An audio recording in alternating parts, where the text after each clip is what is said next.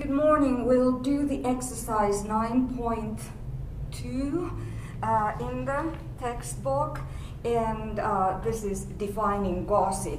And we try to define gossip because everybody knows what gossip is.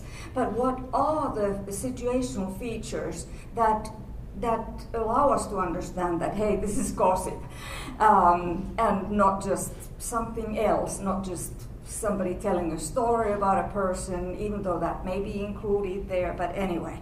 So this is on page 234 in Wardhall and Fuller, and so please go ahead. What did you mark for S in the speaking model, Halmari speaking model?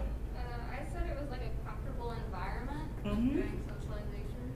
Do you agree? Yeah, it's a casual environment. So. Casual, comfortable environment. All right, and that's one of the defining features of gossip. What about P?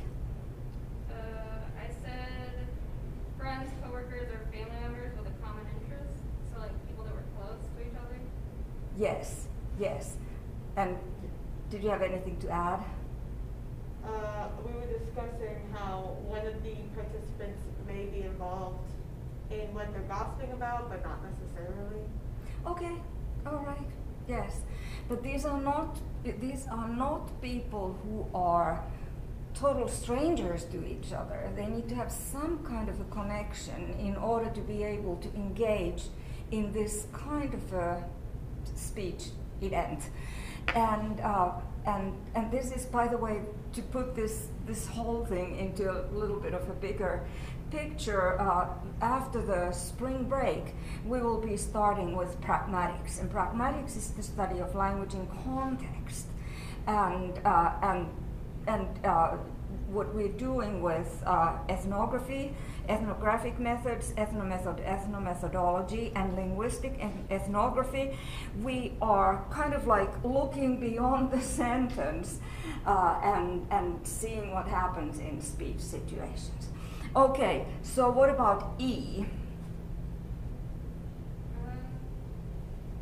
I said it wasn't really anything like super important other than like them bonding together. Like there wasn't like a huge goal. Like, Yeah, that's, yes. So what is it that we're trying to achieve with gossiping about a third party? Bonding, right, between ourselves and aligning ourselves with each other, so to say, against that person, right? Do you have anything you would like to add there? Well, I suppose if it's like a situational thing, it's like catching the other person up on the situation so that he can take the gossiper side. So like camaraderie. Camaraderie, exactly, yes, that's very good. All right, what about A? I said like normally one person kind of brings the topic up, but they're not being like super blatant about it, and then the other people just kind of like hop on once they key onto that. Okay, yes, that's good. Anything you would like to add? It's for gossip. It's less like organized of like one person talking. It's people cut in and put things like interject with their own opinions or with other information that they have. So Yes. It's not formal. It's jumbled. Right. Okay, very good. We're moving along. K.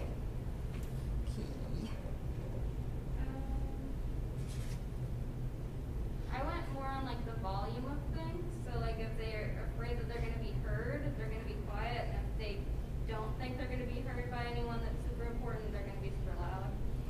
Yes, good point. Very good. This is about the manner and behavior and so on. Anything else? They might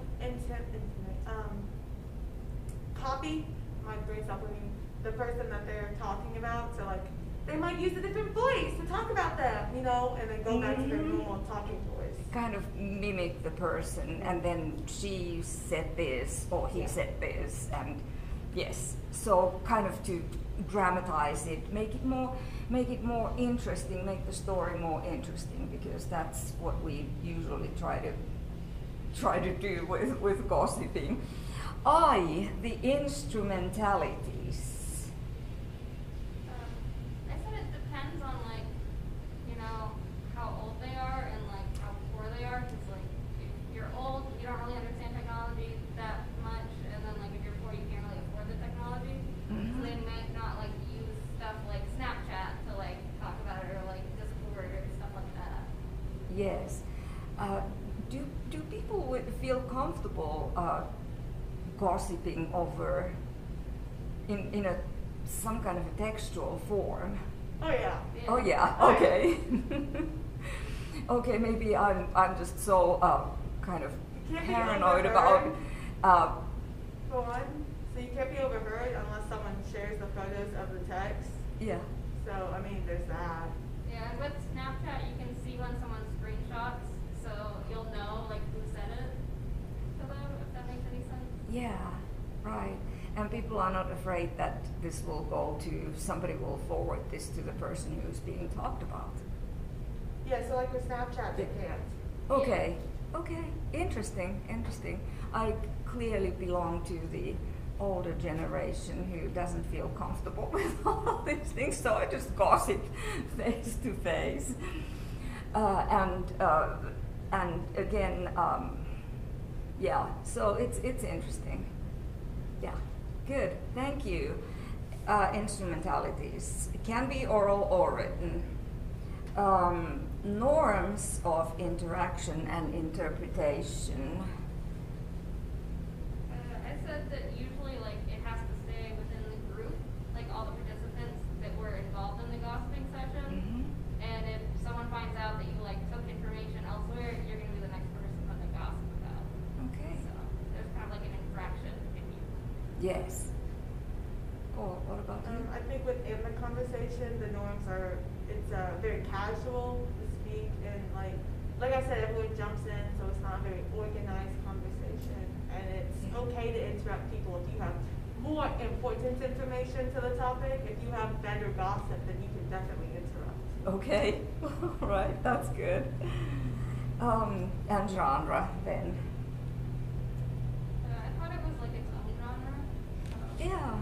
It is its own genre, and if we go back to the ends, the goals of it, could we add that there's something malicious about this genre, that we are not trying to be supportive of the person we are talking about, but we're kind of ganging up against this person.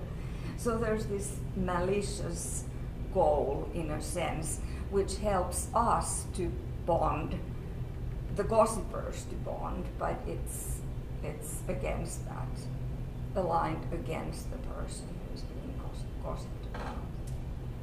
Is there anything else you would like to add here? I've noticed, at least with my friend groups, we tend not to gossip behind people's back. We do it to their face. So if we're all hanging out together and we'll get on a topic about how much this person sucks that's sitting right there, and we just completely roast them while they're sitting there, and they're just all right, I guess I deserve that. So. And that's okay. Yeah, in my friend group at least. Okay. So the person you gossip about is also one of your friends, right? Yeah. So is that friendly kind of gossip then? I mean, the actual content of it is not friendly at all, but it's kind of, we laugh about it.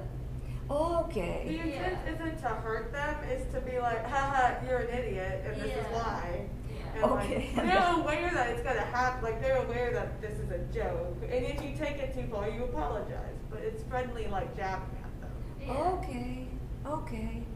That's interesting. Would that still be defined as gossip? Or is it some kind of friendly banter? I'm not really sure, because usually the person that's that we're talking about just kind of listens to the whole thing and isn't really in the conversation until the end. Yes. So they're more of a bystander when the gossip is happening. Interesting. Interesting. That's really, I'm learning.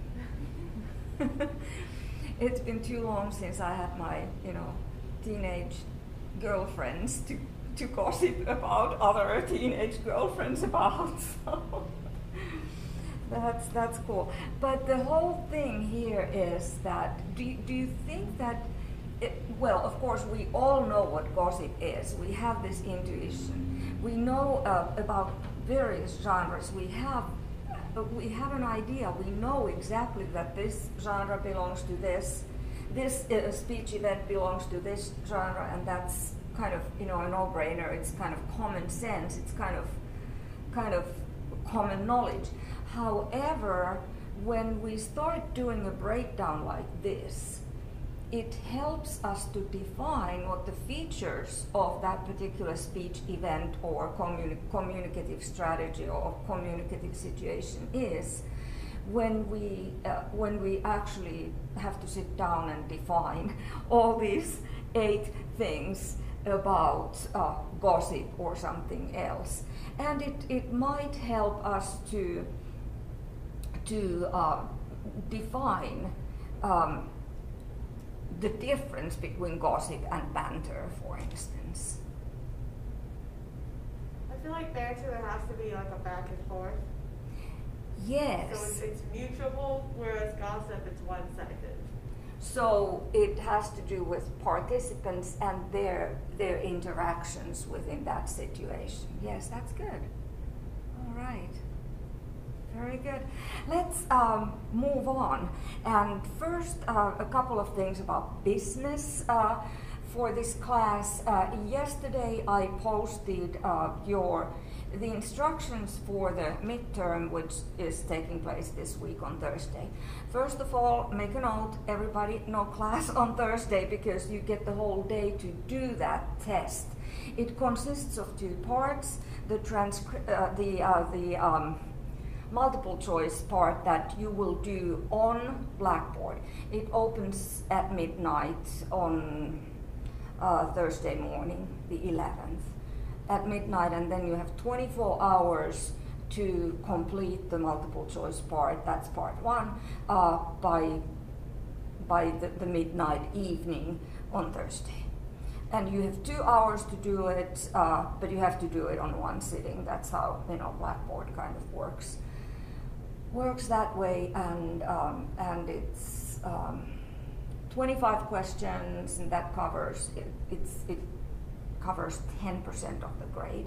And then the other 5% of the grade is part 2, which is the other email that I sent last night, and that's the essay part. So you already have the essay part, so you don't necessarily have to wait till Thursday to start working on that essay. It's 400 to 500 words, and you have between now and midnight on Thursday evening to turn it in. And the coverage is Wardhaw and Fuller, the textbook, chapters 1 through 9, all chapters included, plus all the other materials that we've done, so the videos that have been posted, and if there are other materials that I have, like a handout that I have been also posting on Blackboard. I was going to say Facebook, but that's a different genre. So that would be a different kind of a thing. Anyway, so do you have any questions about? Yes? So the multiple choice, is it mainly over like key terms, or is it like true or false? Or? It's mainly over key terms and concepts and stuff that we've talked about. So everything we've read, it's if you've listened to the lectures, if you have read the chapters, that should be enough, more than enough. Yeah, and it's open. The test is open book, open note. No collaboration though, because it's not it's still a test, but I'm not even pretending to say that you can't use your notes. Of course you can. This is a take-home test. So, Did I answer your question adequately? Yeah. So you've got 4 choices for each multiple choice question, and only one is the best, which doesn't mean that the other choices might not be also correct technically, but one is the best answer. Like, for instance, both A and B, or all the above, or fine distinctions. Always with multiple choice, read every word and read the instructions carefully and the prompts. So, okay, you ready to go and ready to take the test on Thursday? Start working on the essay part, and of the essays I gave you 4 different topics, so there should be one for everybody's taste, and just answer one, because I will read only one essay, and I mean, you know, it's got to be relatively, it's a couple of pages, so I don't think you want to answer more, but I just wanted to say that. Okay. Email if you are not here today. Email to me if you have any questions about the upcoming test. So let's talk about look forward to after the spring break and the next assignments.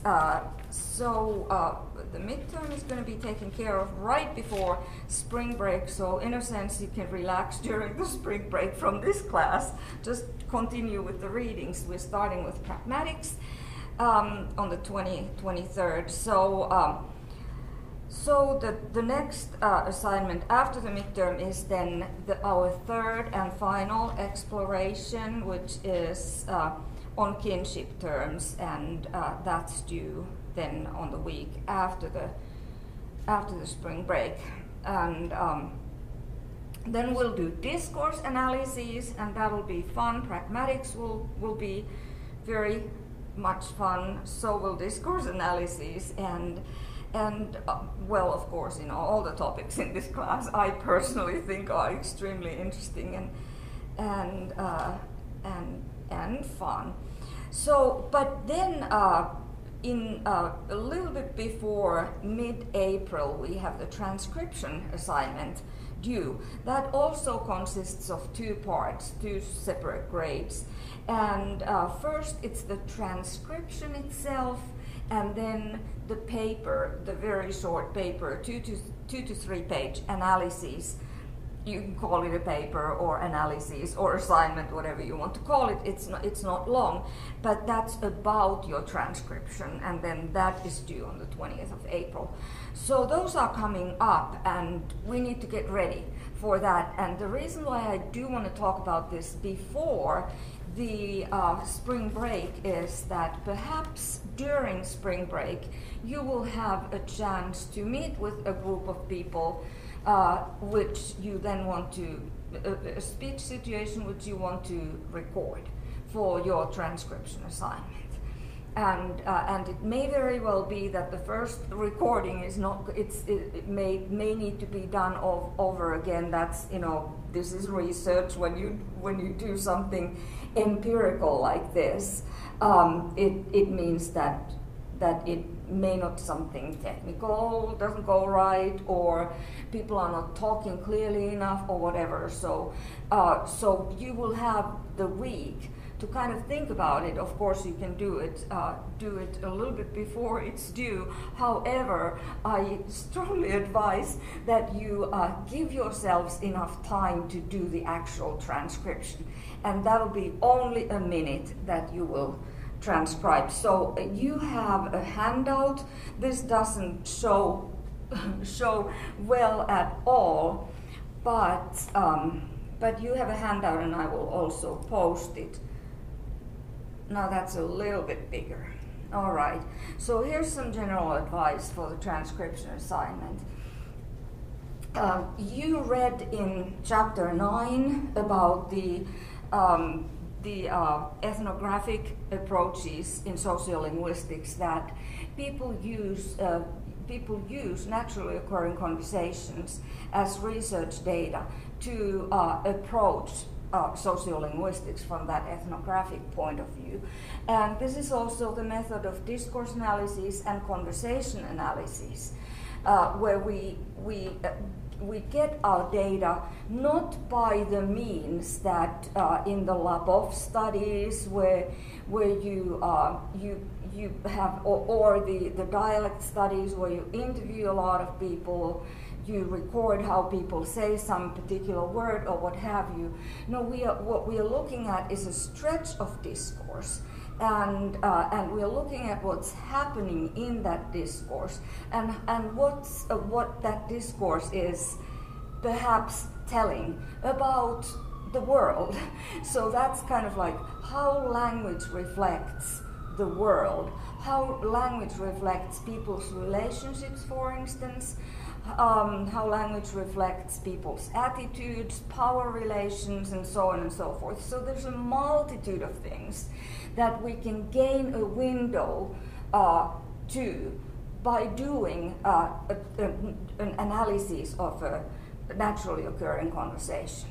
But we are doing this assignment for two reasons, so that you would learn this very important method of sociolinguistics, that you record a naturally occurring conversation, not a conversation that doesn't occur naturally. Like, for instance, of course, we can do studies on media talk as well, like a play or a sitcom, or a talk radio show, or something like this. But I want you to do a transcript, do a recording of an exchange that happens between people you know, and kind of like get that kind of an approach. Then recording a talk radio show, it's not totally, of course, it is naturally occurring conversation as well, but it is somehow pre-planned. The topics at least are pre-planned. But when you do a naturally occurring conversation, you're having, like, a dinner, you're having coffee with your friends, you're just sitting and doing homework and chatting with each other. Informal situations are probably best. Now, about the research ethics here, this is a class assignment, so we do not need to put this through the institutional research board. If you were in a master's class and you were going to use naturally occurring conversation for your thesis, then you would have to put it through the institutional research board approval, so that you're doing it, like, ethically. This is the reason for the board requiring that is that that researchers do their research using ethical methods. And there have been plenty of situations in the history of humankind that research has been done which is not ethical. So in a sense, sometimes we don't want to harm anyone. And of course, we are not doing medical research in sociolinguistics, but there is still the chance that, if you ask about opinions, like a very prototypical sociolinguistic situation is, in order to elicit naturally occurring talk from interviewees, was what it was in Labov studies that he asked about near-death experiences. So tell me a story where you were really close to dying, and like an automobile accident or some illness or something, and that could be traumatizing for the person to talk about that. So this is kind of like the reason why the institutional research board wants people's research to be approved by them, so that we don't go and harm someone with our questions or prompts or whatever. But they do make an exception for school for class projects, and this is a class project. You still want to do it ethically. So it would be deceiving the people you're going to be recording if you don't let them know that I'm going to be recording, and if you don't have permission from them. So make it clear that think about people you could be recording. You know, family members. You might want to go and see your grandmother over the break or something like that, and just say, I am doing this project for my sociolinguistics class. Would you mind if I record half an hour of our conversation? Of course, that leads to the observer's paradox always, but what we have found in the field is that people usually, so you know, you've got your phone there and you're recording, and that may change how people speak, at least initially. But what we have found is that very often people just forget that there's a recording going on, and they start speaking extremely normally and freely in a way. After the recording, you might want to say, okay, I did the recording now. Is there anything you said that you would like me to erase? So that way you have done it openly, honestly, and you give the person who is in a way donating these data to you, this research data to you, you're giving the person a chance to say, no, I don't like something I said. I remember I did my dissertation based on 21 hours of naturally occurring conversation, and I transcribed it, and then like a month after I had interviewed one person, I had one research participant. She called to me and she said, oh, I started thinking about the recording, and I said something really bad about our mutual friend, and are you sure that she's not going to hear that? And I said, no, don't worry, I'm not even going to transcribe that part. So these kinds of things sometimes happen, and we have to respect people's worries about being recorded. But do you anticipate any problems? Do you have a hunch, a vague idea of people you could be recording? All right, yes. If you want to make it, if these are like really, really good friends or really close family members or family members, any kind, you could also say something vague. If you want to have the conversation a little bit more natural without people being aware, you could say, would you give your permission for me? I have this assignment. Would you give me your permission to record you at some time during our interactions this week? And then I will let you know when it has happened. Happened afterwards. I kind of tend to like the initial, what I explained first, that let the people know I'm going to be recording this now, and don't worry if you say something you don't want to be included, I'll erase it or skip that completely. So I think that's a tad more honest, but it does introduce the initial, oh, I'm talking to the recording right now. Just do it ethically, and if you later on do something like this and you want to publish it, like, you know, if it's going to be your master's thesis, even unpublished master's thesis, but nowadays it's going to be accessible to the world because they are virtually published, dissertation or something you want to publish as an article later on, then you would need to put your application to the institutional research board. And that's what sociolinguists have to do all the time, people who collect naturally occurring conversation. That's just, you know, part of the protocol. It takes a little bit of time, but that way it's done ethically and can be published. Okay, so make a good quality recording. And you will notice that if the recording is not good quality, it's going to be extremely difficult to transcribe it. You may not hear what is being said and so on. So don't try to do the recording of your naturally occurring conversation with too many participants. If you have 10 people, if you have even 5 people, there will be, the nature of naturally occurring conversation is that there will be a lot of overlapping talk, and that is very difficult to transcribe. I want you to have some overlapping talk there, and you will if you record, like, for instance, 3 people, sometimes even between 2 people, between good friends, we overlap. When we approve what the other person is saying, we're like, I agree.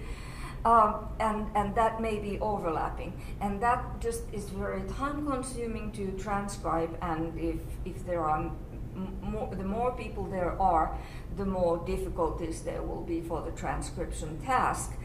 But of course it's great training to do the transcription with multiple voices there going on at the same time.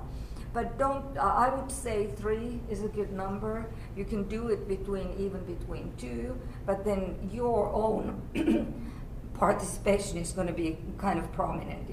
If you do just 2, then you're likely to speak 50% of the time. If you have 3, then your role is going to be smaller. But you will find interesting things about yourselves too.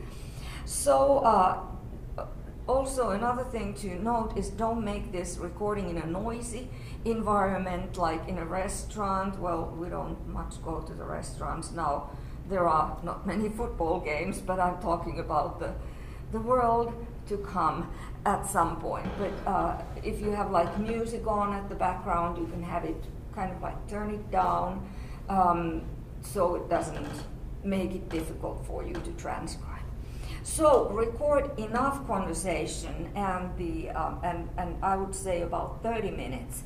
This, even though you will only be transcribing 1 minute, but 30 minutes is for the reason that it does take, in the beginning of the recording, people are kind of like, oh, I have to be watching my words now, and they may be altering initially how they speak. So don't take the first minutes of the transcription somewhere in between or towards the end.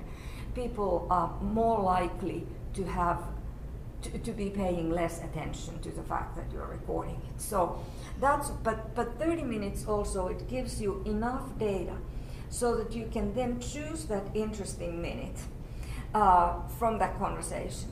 Because some part of the conversation, it might be just like, nothing interesting happens. Remember, you will be writing 2 to 3 pages, or was it? Yes, a little analysis about this. And something, you can focus on something. What I want to really emphasize is that normal, everyday conversations always have something interesting happening discourse-wise.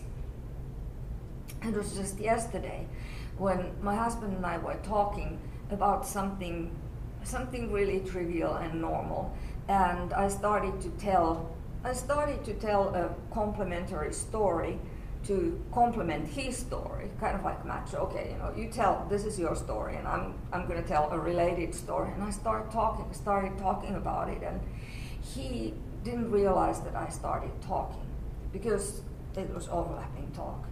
And he continued talking, and I got really upset. I just like, shut up, and okay, you don't want to hear what I have to say. so we sorted it out very quickly, but those kinds of little things happen, and he just didn't notice that I was trying to say something, and all I focused on was that, oh, he didn't want to listen to me. So this is how it doesn't necessarily have to lead to anything negative, but overlapping speech is always interesting because it can be an indication of interruption, or it can be an indication of back channeling. This is a term we haven't had before. So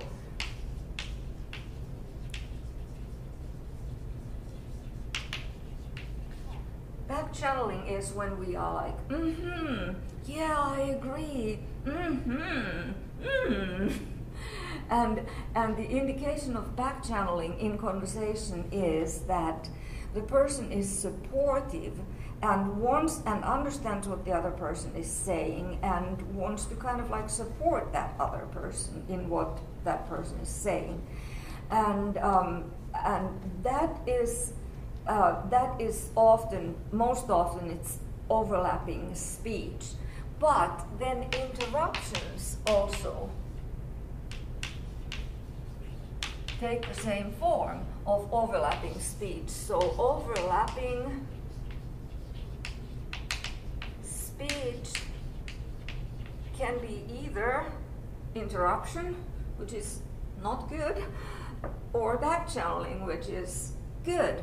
And of course, the person who interprets our overlapping speech doesn't necessarily know whether it's meant to be an interruption or a back channel. And it's here, we have a situation that the interpretation of our conversations by the other members of the conversation, it's more important than how we meant it to be. So sometimes we just come out like the wrong way if people interpret it that way, and we may say, oh, I didn't mean it, I really meant to be just supportive or whatever. I was just asking a question. I wasn't like asking you to do something or what have you. And yet we can claim that until cows come home. But if the other person continues to believe that we meant something different with what we did with language, that's what tends to count. It's the same thing as like, for instance, nowadays we have to be very careful about sexual harassment, and that is because if something is perceived as sexual harassment, then that's what it is, even though the person who is the perpetrator may say, oh, I didn't mean it that way, I was just telling an innocent joke or whatever. But it's in the eyes of the, because there are consequences for that. In institutions, they have big systems of what to do when somebody goes and complains about sexual harassment. Then it's the perception that is important, not the intention. And in any case, so we can do, and sometimes linguists are called into courts of law in order to give an analysis of what was going on in the transcript, for instance, if there's a record of the exchange. But anyway, so this is just one example of what might be interesting. Interruptions, back channels, they take the same form, and then what those lead to can be interesting. So now you've heard my example of how I tend to, I think I'm back channeling, and my husband either doesn't realize that I'm talking or he interprets it as, oh, you're interrupting me. So it's naturally occurring conversations are really interesting, and they tell a lot about kind of like people's interpersonal relations. So choose an interesting 1-minute stretch of the conversation to transcribe. And this interesting section, it may contain speech of more than one person, like don't transcribe a monologue. If somebody is talking, we all know those people who hog the conversational floor, and they go on in a conversation, and then everybody else is just like listening. So don't transcribe the monologue, because monologues are not really so interesting. We're interested in the exchange, in the interaction of people. It may contain some overlapping speech, varying intonation patterns, something interesting is being said, and then how people react to that, and so on. So keep in mind that you will write a paper based on your transcription, so that 30 minutes should contain something that is worth talking about. And I guarantee that you may not notice it immediately, but after you listen to it over and over and over again and transcribe that 1 minute, there will be something interesting. In every conversation there is something interesting. It's just quite fascinating. Okay, don't attempt to transcribe more than 1 minute, and you know why after you have transcribed that 1 minute, because it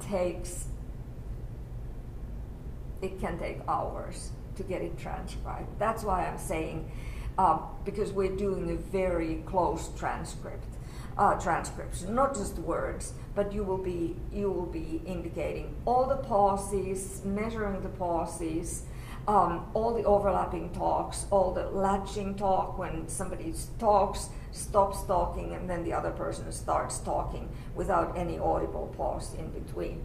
So it will take a good number of a couple of hours at least. I would reserve a couple of hours to get a very accurate transcription.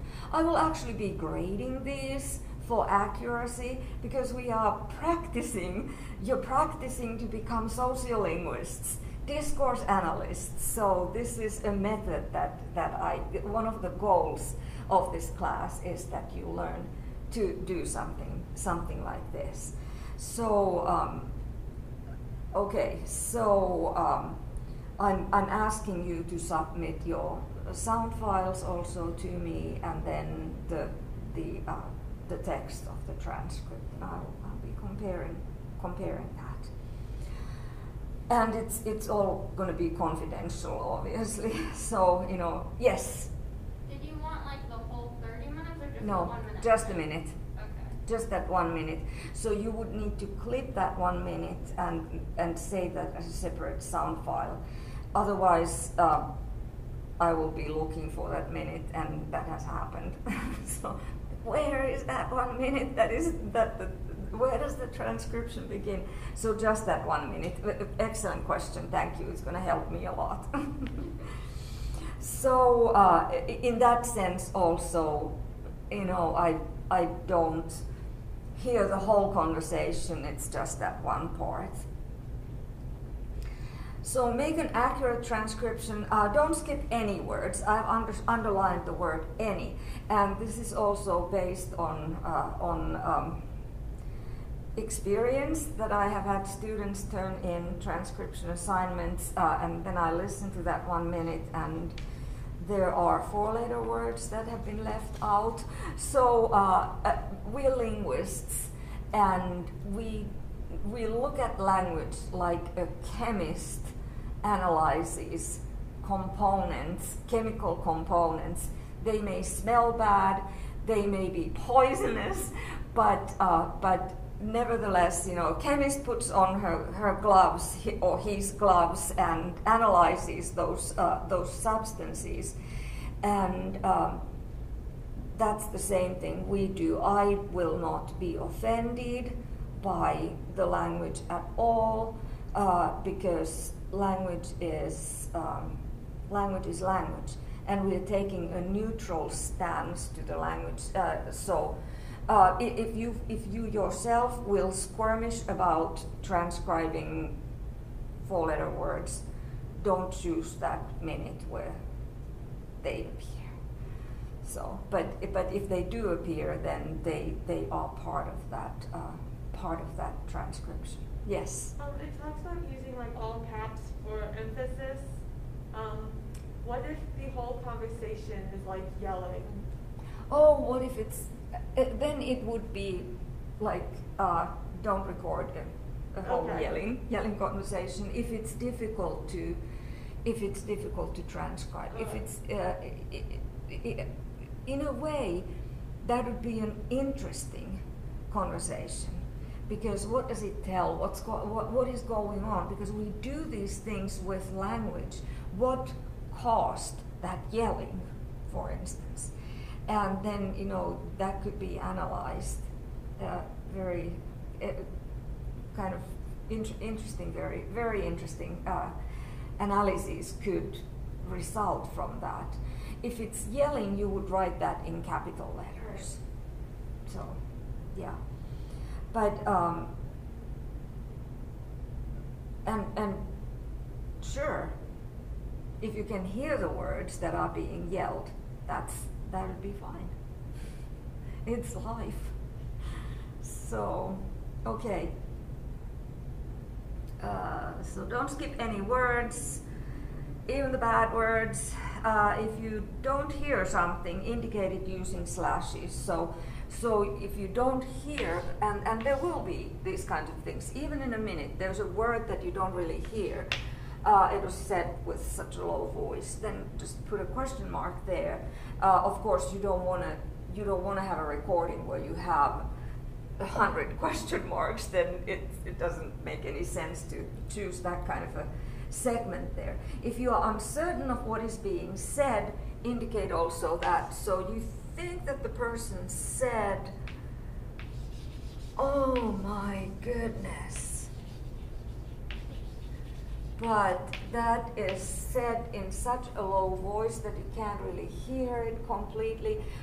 You can put those words, and the slashes indicate that you're not quite sure whether these were exactly the words. So there are ways of dealing with this, and you will probably have a situation where you can't hear, no matter how many times you listen to it. Like, you listen to it 100 times and you still can't hear it. Usually then, it's a good idea to set the whole recording aside for a while and go and do something else for half an hour and come back. And I have often then kind of like the brain is fresher, and you may catch what the person is actually saying. Then this is especially common, that you can't really hear if two people are talking at the same time. Then it easily happens. Okay, mark all the pauses and all the repetitions and all the hesitations and false starts, the ers and ms. You would be marking those because they may be an indication of something. For instance, if a person disagrees with the other person, with the previous speaker, they may be going like, and that is an indication that the person may be disagreeing. So it might be interesting. All the emphasized words, when someone is talking like this, and then they emphasize a word within a sentence. Intonation patterns, and we'll look at exactly how these are indicated. Intonation patterns, is it with a rising intonation, or is it falling intonation? Overlaps, when two or more people speak simultaneously. Latching, when there is no audible pause between discourse turns. Extralinguistic sounds like laughs and coughs. Those maybe. Laugh is a very clear indication that people are having fun when they are talking with each other. So we'll look at the transcription conventions for the guidelines of how to actually mark these things when you observe them within your minute. Then when your transcription is done, number the lines of your transcript. You can do that with your word processor, or you can even use it, if you're going to hand me the transcription, probably nobody will, so just mark the lines. And the reason for doing this is because you'll be writing that analysis about that minute later on. In your analysis, you will be referring to something that was said. And how to do it is to use on line blah, blah, blah, this person says this, and then you can cite that person, cite exactly what is on that transcript. But the numbering makes it easy to talk about the transcript. Okay, then don't make a paragraph-style transcription, but break the speech flow into very short lines. This is a convention. And it seems like initially kind of like a pointless thing. So why can't I just, write it as a paragraph? The reason is that because it's a conversation, there are all these overlaps and maybe a laugh or a cough or whatever, which you also need to indicate. So the best way to see what is going on in the transcript is to have each line really short. And a good rule of thumb is that you put one finite verb per each line, and that breaks it naturally into much shorter segments. So not a paragraph style like I've got an example there. Don't do this. Person X is saying, you said, do you regret what you said? I said, no. I said, I'm really sorry for it, but I'm not going to take it back, and so on. So this needs to be broken down, and you will see that you will notice much more when it's on short lines. So you said, there's the finite verb said. Do you regret? Do is showing the tense there. What you said, the verb, I said, no, I said, I'm really sorry. Is the verb there, but I'm not going to take it back.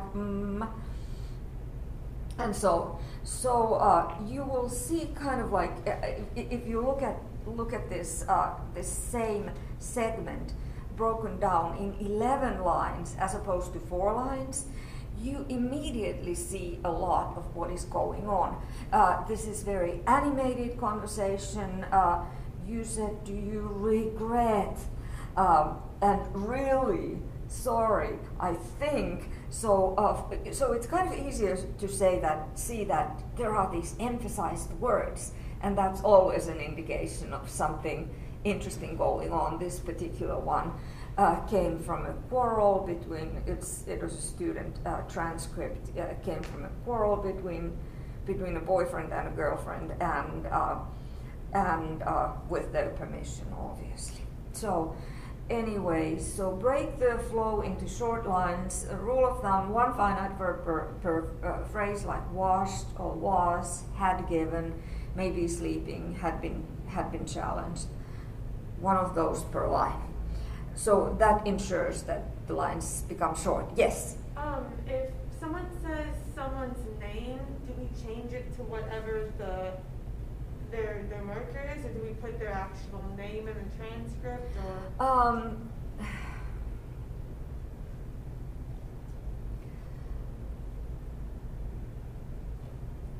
If the person is okay with the name used, then, but ask first. In the minute you may not have anybody's name mentioned. You can also use a pseudonym. Just then make a little footnote that names are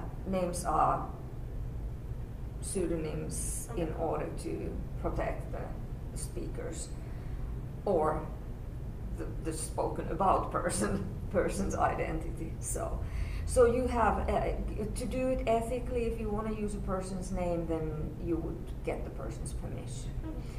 I have my own research participants. I've done a lot of research on my own children, and because they're bilingual, it's been just like such a that's why linguists have children, so that they can do research, transcribe their conversations. No, they have been a blessing in many other ways, but also. But anyway, when I was in grad school, I had these 3 kids, and I couldn't go to the jungle in South America to start recording a dying language there, that 50 people may be speaking, which linguists also do. And I had to get my data close by at home because I wasn't in a position to leave my family and go on these expeditions, and didn't want to. And so luckily I had 3 bilingual children growing up, and throughout multiple years, when I wrote little studies of their language and published them, I always asked, so do you want me to, is it okay to use your names, or do you want me to refer to you as subject 1 and subject 2 and subject 3? And they said, okay, it's okay to use the names, or then they were like, don't use the names, especially when they were like teenagers. Don't use our names. And at one point they went through a phase when initials of their names could be used, but it's so ask. Okay. And that was a good question. Okay. Here are then the transcription conventions, and these are adapted from Deborah Tannen's work, and these are. I was trying to look for these online, and I found that she still uses pretty much the same, and these have been adopted by a lot of linguists because they make sense. And they have become the very commonly used conventions. This is not to say that there aren't other conventions. There's some variation there in the conventions, but this comes specifically from Deborah Tannen's dissertation work and later book, Talking Voices, Repetition, Dialogue, and Imagery in Conversational Discourse. She wrote her dissertation based on a Thanksgiving dinner conversation. She invited her friends over for Thanksgiving dinner and said, I'll cook for you if you allow me to record this conversation. And so she wrote her entire dissertation based on that conversation. Of course, the theory came from elsewhere. You have to have that framework there. But anyway, that was kind of, interesting. So people do these things. All right, going briefly over these. A period indicates sentence final, falling intonation. A comma indicates sentence final, rising intonation, clause final intonation, which we use in order to indicate that we're going to continue to talk. We're not done yet. And we're going to be holding on to the conversational floor. So clause final intonation, more to come. Question mark, exclamation mark, obviously indicates exclamatory intonation. 3 dots indicate a pause of about 1 second. 2 dots, 2 periods indicate half a second pause. So you'll be marking all these things because pausing is very interesting. Why do people pause in the middle of their sentences? Sometimes they are searching for words. Sometimes they are thinking about what to say next because what was said before was kind of outrageous or what have you. So pausing may be really interesting. The longer the pause, the more interesting it tends to be. Or it may be an indication that everybody is really bored also. If a pause is longer, so it takes seconds, more than 1 second, you can put the number of seconds in brackets then. And of course, you don't want to have a conversation, your minute, consisting of 30 second pauses, because then that would mean that you're not really transcribing a lot. Okay, capital letters indicate emphatic stress.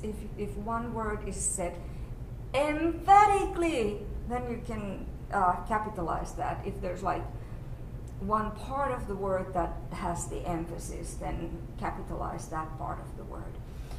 This is just, the next one is a really small thing, the personal pronoun I.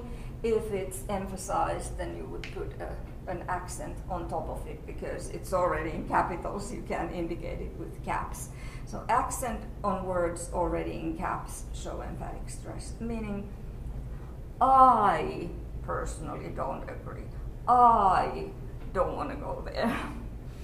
Brackets with or without the top flap show overlapping speech. Two voices are going on at the same time.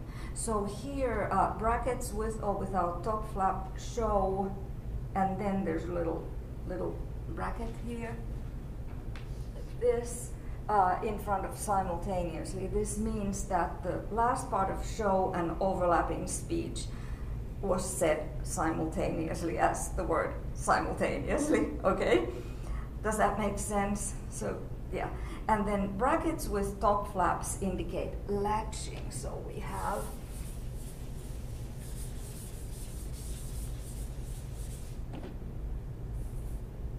like this, okay, and says A, and then B says sure, and there's no pause in between okay and sure.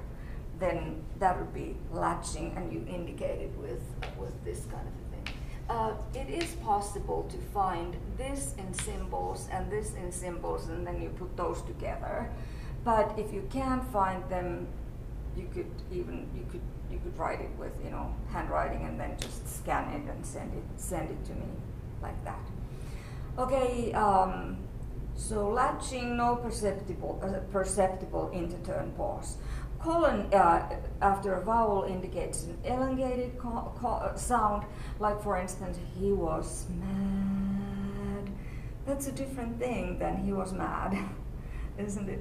If you're mad, it exaggerates it. And then two extra colons, he was mad, even more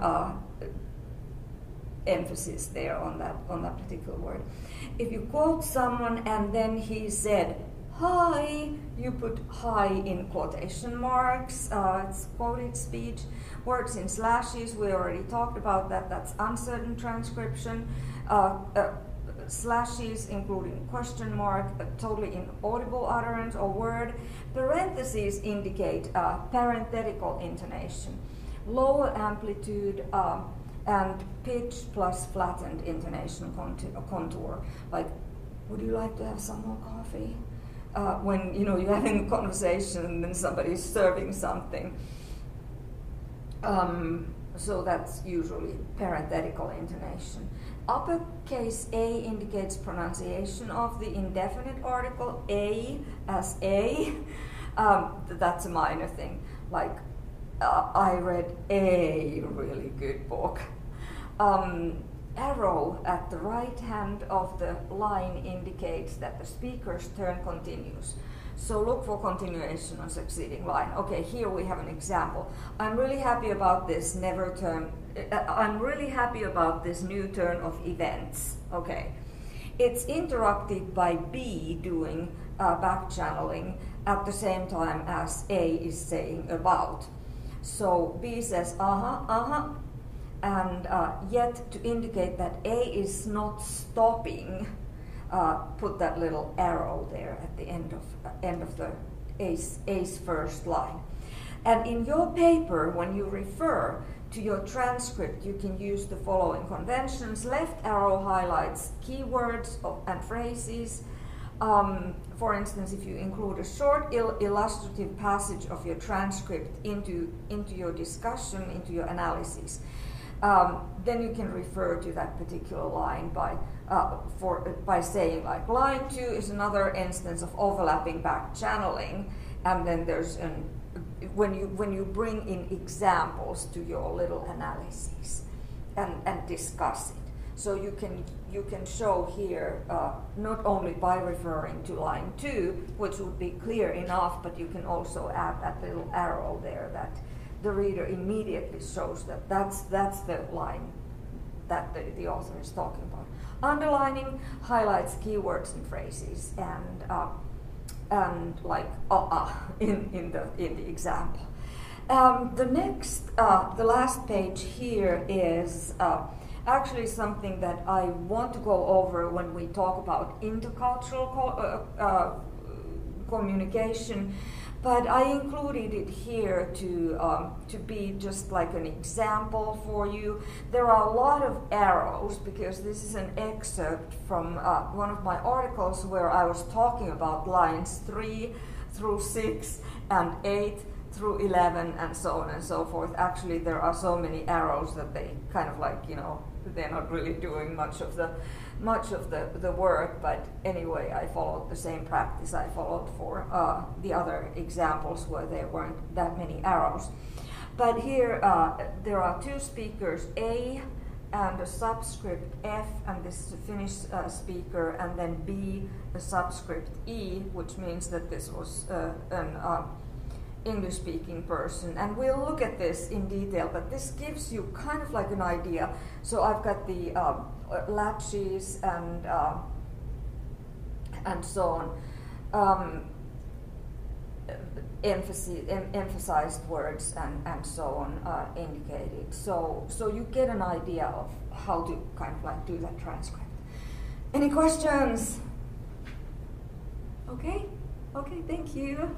I don't want to say that I guarantee that you will have fun with this transcription assignment, but I think after it's done, you will see that you've learned some interesting things, and so, okay, bye.